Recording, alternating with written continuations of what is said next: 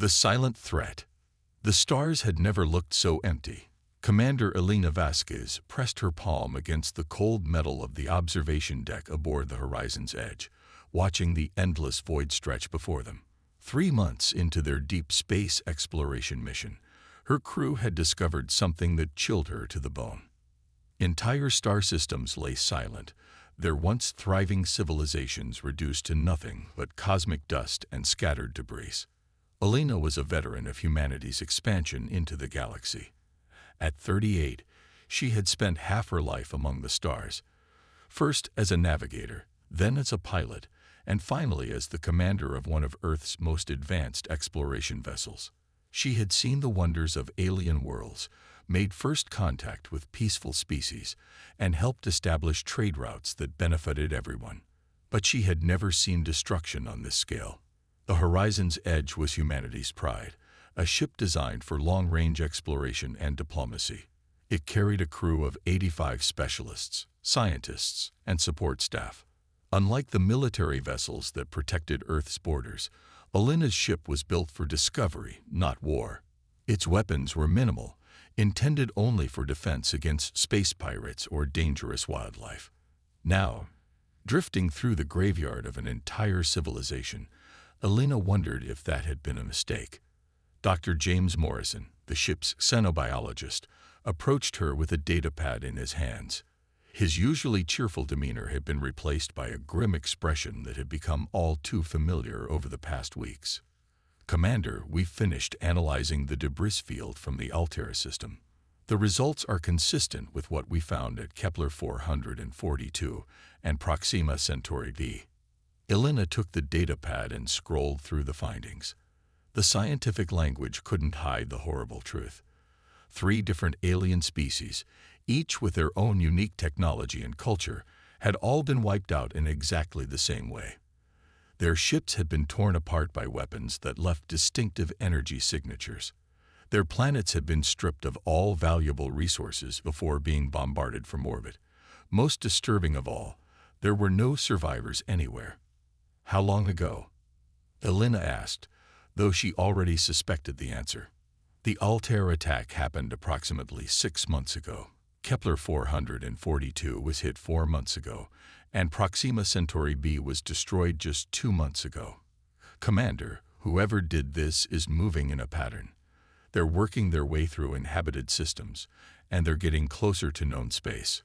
Elena handed back the datapad and walked to the tactical display. A 3-dimensional map of the local galactic arm showed the locations of the attacks. When she connected the dots, a clear path emerged. The unknown attackers were moving systematically through the galaxy, consuming everything in their path like some cosmic plague. Lieutenant Sarah Chen, the ship's communications officer, called out from her station. "Commander, we're receiving a transmission. It's not from Earth Command. The signal is coming from the Vega system." Elena hurried to the communication station. The Vega system was home to the Kilani, a peaceful species that had made contact with humanity 5 years earlier. They were philosophers and artists, a gentle people who had welcomed human diplomats with open arms. The thought of these mysterious attackers reaching Vega made Elena's stomach turn. "Put it through, Lieutenant." The main screen flickered to life, showing the elongated blue face of Coordinator Thelen, the Kilani representative Elena had met during the first diplomatic missions. The alien's usually calm expression was replaced by panic. Behind him, Elena could see other Kilani rushing back and forth, their movements urgent and frightened. "Commander Vasquez, thank the cosmic winds you received our message. We need your help. They are coming. The Void Hunters are coming to our system." Void Hunters. Elena had never heard the term before, but something about it sent a chill down her spine. Thelhen's large eyes filled with what could only be described as terror. "We received a warning from the survivors of the Rigel system. Before their world was destroyed, they managed to send out a message describing their attackers. They call themselves the Void Hunters. They are like nothing we have ever encountered. They do not negotiate, they do not show mercy, and they do not leave survivors." Elena felt her heart racing. "Coordinator, how long do you have?" Our long-range sensors detect their fleet approaching, perhaps 36 hours before they reach Vega. Commander, we know this is not your fight, but we have nowhere else to turn. The Kilani have no military, no weapons capable of resisting such a force. We are a peaceful people. We have done nothing to deserve this fate. Elena looked around the bridge at her crew. Every face showed the same mix of fear and determination. They were explorers and scientists, not soldiers. The horizon's edge could outrun almost anything in space, but against a fleet capable of destroying entire civilizations, they would be like a mosquito challenging a hurricane.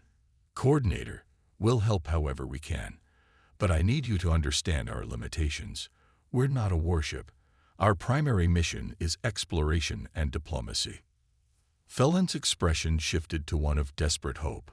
Commander, the message from Rigel mentioned something important. The Void Hunters have a weakness. They are incredibly powerful, but they are also arrogant. They believe themselves to be the ultimate predators, the masters of war. They have conquered so many species that they have become overconfident. Perhaps with human ingenuity, we can find a way to exploit this weakness. Belina made a decision that would change the course of history. Set course for the Vega system, maximum speed. Dr. Morrison, I want everything we know about these Void Hunters compiled and analyzed. Lieutenant Chen, send a coded message to Earth Command. Tell them we've discovered a significant threat and are moving to investigate. Navigation, how long to reach Vega?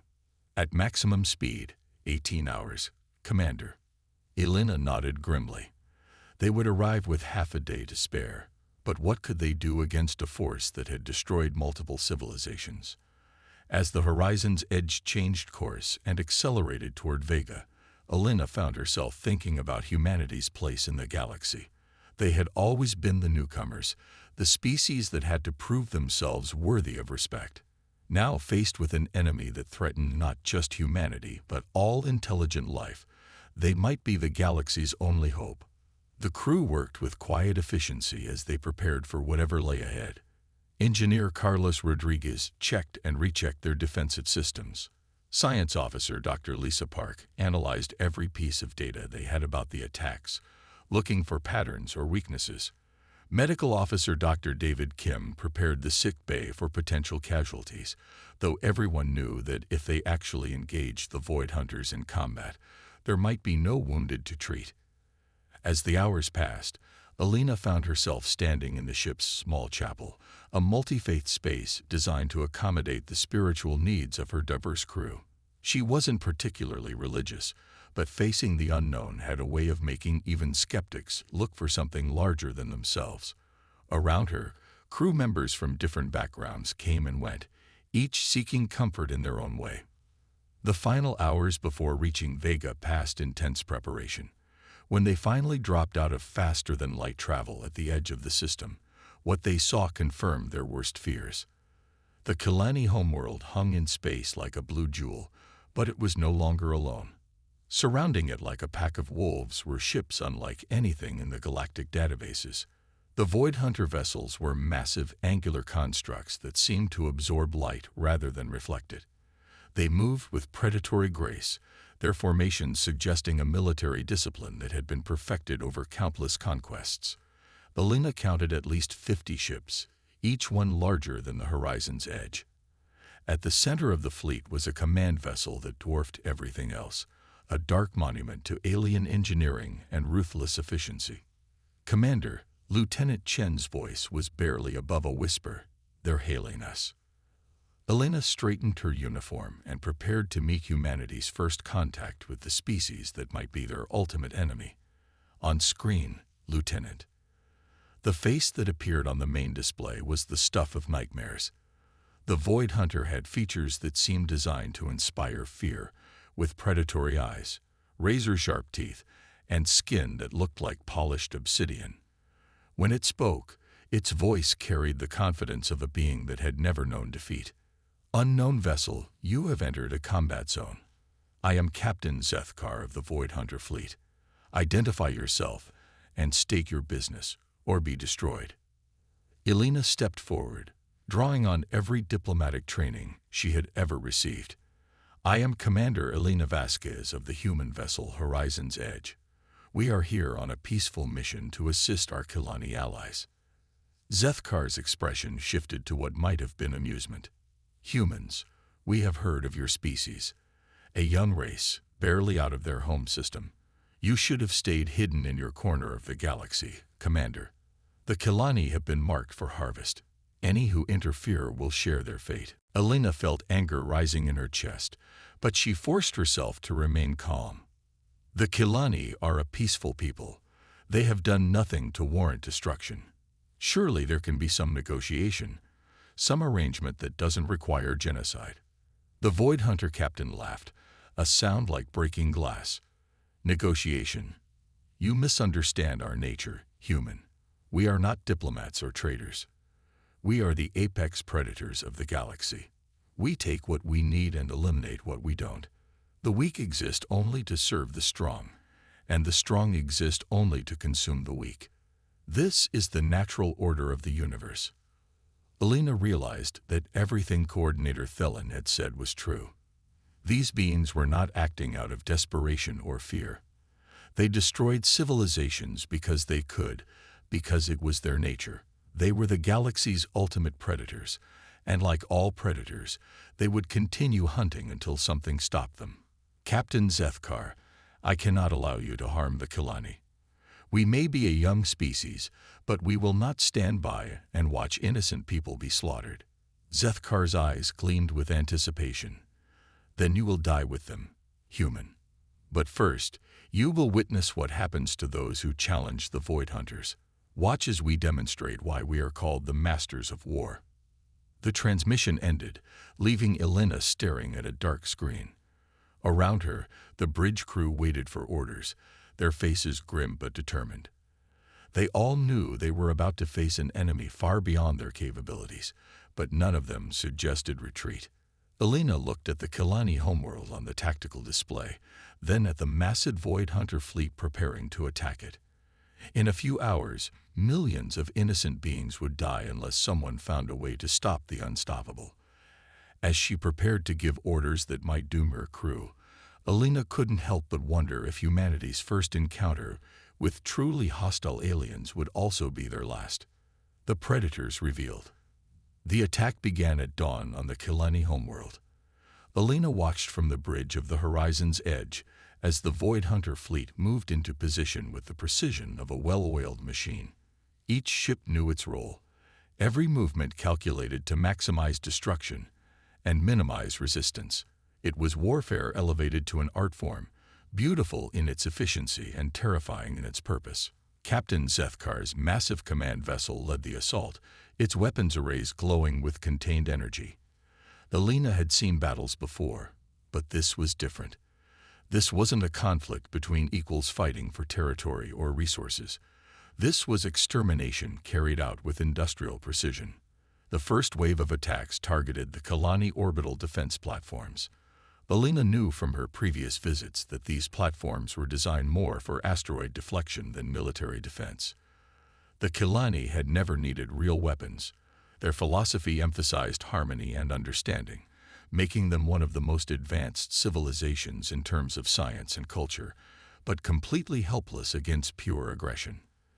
Dr. Morrison stood beside Elena, his scientific instruments recording everything. "Commander, the energy signatures from their weapons are off the charts. They're using some kind of exotic matter manipulation that we've never seen before. Each shot has the destructive power of a small star." Elena gripped the armrest of her command chair as she watched the Kilani platforms vanish in brilliant flashes of light. The orbital installations that had taken centuries to build were reduced to scattered atoms in seconds. The Void Hunters moved with the casual efficiency of gardeners pruning weeds. "Commander," Lieutenant Chen called out, "I'm receiving transmissions from the planet's surface. The Kilani are broadcasting on all frequencies." "Put it through, Lieutenant." The voice that filled the bridge belonged to Coordinator Thelen. Elena could hear the panic in his words, but also something else, something that made her proud to know the Kilani. Despite facing annihilation, Thelen was still trying to reason with his attackers. Void Hunter Fleet, this is Coordinator Thelen of the Kilani Collective. We surrender unconditionally. We offer no resistance. Our people are peaceful. We have families, children, artists, and philosophers. We have contributed beauty to the galaxy through our music and poetry. Please, show mercy. We will give you anything you ask for. Elena held her breath, hoping against hope that some spark of compassion might exist in the Void Hunters. The response came not from Zethkar, but from one of his subordinates, a being whose voice carried the same cold arrogance as his captain. Your surrender is noted but irrelevant. Your culture and achievements mean nothing to us. We are not here to rule you or enslave you. We are here to harvest your resources and eliminate your species. You have nothing we want except the minerals in your planet's core and the energy in your star. Resistance would have been more entertaining, but the outcome remains the same. Elena felt sick.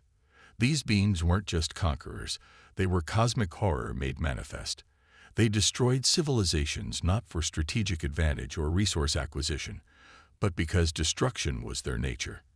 They were like a plague of locusts, consuming everything in their path before moving on to the next victim. The second wave of the attack began, and Elena watched in horror as the Void Hunters demonstrated their mastery of warfare. They didn't simply bombard the planet from orbit. Instead, they deployed a variety of weapons systems, each designed to cause maximum suffering and terror. Some ships fired energy beams that created localized earthquakes. Others released swarms of mechanical drones that hunted down fleeing civilians. A few vessels used what could only be described as weather weapons, creating storms of acid rain and hurricane-force winds. They're not just killing them, Dr. Morrison whispered, his voice filled with revulsion. They're torturing an entire civilization. Elena realized that the Void Hunters weren't just efficient killers. They were sadists. They could have destroyed the Kilani homeworld in minutes, but they were taking hours, savoring the fear and desperation of their victims. This was entertainment for them, a sport played on a planetary scale. The tactical display showed the scope of the destruction. Kilani cities, each one a masterpiece of architecture and urban planning, were systematically reduced to rubble. The planet's vast libraries, containing thousands of years of accumulated knowledge, burned in fires that could be seen from space. The floating gardens that had made the Kilani homeworld famous throughout the galaxy were vaporized in seconds. Elena made a decision that would haunt her for the rest of her life. All hands, this is the commander. We are going to try to rescue as many Kilani as possible. Engineering, prepare the emergency transport pods. Dr. Kim, set up trade stations in cargo bays 3 through 5. Navigation, plot a course that will take us close to the major population centers. Chief Engineer Rodriguez's voice crackled through the comm system. Commander, with respect, we can't fight those ships. If they decide to target us, we'll be space dust in seconds. I know, Carlos, but we can't just sit here and watch an entire species die. We have to try. The Horizon's edge moved toward the burning planet, its small size allowing it to avoid the attention of the Void Hunter fleet. Elena's crew worked with desperate efficiency, using the ship's transporters to beam up small groups of Kilani survivors. Each rescue was a victory, but Elena knew they were saving dozens while millions died. As they worked, Elena received a communication from Captain Zethkar. The Void Hunter's face appeared on the main screen, his expression showing mild curiosity rather than anger. Interesting, Commander Vasquez. Most species either flee or attempt a futile attack when they witness our work. You choose neither option. Instead, you try to save a few insects from the fire. Why? Elena met the alien's gaze with defiance. Because that's what civilized beings do. We protect those who can't protect themselves. Zethkar seemed genuinely puzzled by her response. Civilized. You speak of civilization as if it has meaning. Civilization is a lie that weak species tell themselves to avoid acknowledging their place in the food chain. The strong survive, the weak perish. This is the only law that matters in the universe. If that's true, Elena replied, then why do you need such massive fleets to defeat peaceful species? If you're so strong, why don't you fight someone who can fight back? For the first time, Elena saw something flicker in Zethkar's eyes. It might have been anger, or it might have been something else entirely. We are the apex predators of the galaxy, human. We have conquered dozens of species, each one more advanced than your primitive civilization. We have defeated the Zephyrian Empire, whose ships could travel through dimensional space. We crushed the Nexus Collective, whose artificial intelligences could calculate the outcome of a battle before it began. We burned the worlds of the Stellar Confederation, whose warriors had never known defeat. No species in the galaxy can match our power. Elena realized that Zethkar was boasting, but there was something defensive in his tone. Then why haven't you attacked Earth? We're right there in your path. If you're so powerful, why not just destroy us too? Zethkar's expression became thoughtful. Your species intrigues us, Commander. You are young, barely evolved from your primitive ancestors, yet you show a certain unpredictability. Most species follow logical patterns. They build their militaries in predictable ways, use tactics that can be calculated and countered. But humans are chaotic. You fight in ways that make no sense, win battles you should lose, and survive situations that should kill you. We prefer to study interesting prey before we hunt it. Elena felt a chill run down her spine. Earth wasn't safe because humanity was too weak to threaten the Void Hunters. Earth was safe because the Void Hunters found humans interesting enough to study. They were like scientists examining the new species of insect before deciding whether to exterminate it. But your study period is ending, Zethkar continued. We have learned what we need to know about humanity. Your species will be our next harvest. In one solar cycle, our grand fleet will arrive at your homeworld. You will have the privilege of watching your entire species face the same fate as the Kilani. The transmission ended, leaving Elena staring at the tactical display. Around her, the crew continued their rescue operations, but Elena knew it was hopeless. They had saved perhaps 1,000 Kilani out of a population of several billion. The Void Hunters had achieved their goal with contemptuous ease. Dr. Morrison approached her with a datapad. Commander, I've been analyzing their attack patterns and weapon signatures. I think I understand why they're so successful. They don't just have superior technology, they have a completely different philosophy of warfare. They study their enemies for weaknesses, then exploit those weaknesses with surgical precision. Elena took the datapad and scrolled through the analysis. What do you mean? The Kilani valued peace and beauty above all else. The Void Hunters attacked not just their bodies, but their minds. They destroyed the cultural landmarks and artistic achievements that defined Kilani society. They didn't just kill the Kilani, they erased everything that made them who they were. Elena understood. The Void Hunters were psychological warfare specialists as much as they were military conquerors. They studied each species, learned what they valued most, then systematically destroyed those values along with the species itself. Dr. Morrison, what does that mean for humanity? The scientist's expression was grim. It means they've been studying us for a reason.